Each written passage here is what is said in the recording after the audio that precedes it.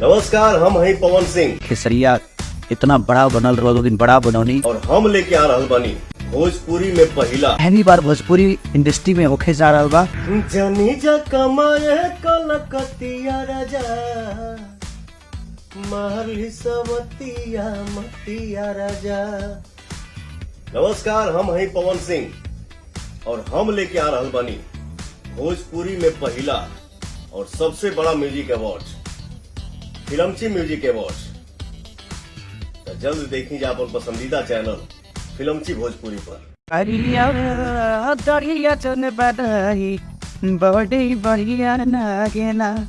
जौना म्यूजिक की वजह से आज रोलन के खेसरिया इतना बड़ा बनल रहो, दिन बड़ा बनौनी वही के म्यूजिक अवार्ड पहली बार भोजपुरी इंडस्ट्री में होखे जा रहा बा फिल्मची चैनल के द्वारा। और भोजपुरी के नंबर 1 चैनल फिल्मची के इतना प्यार दी कि रोज सबके दिल में हमेशा जगह बनौले रहे। लव यू ऑल खेसारी की तरफ से।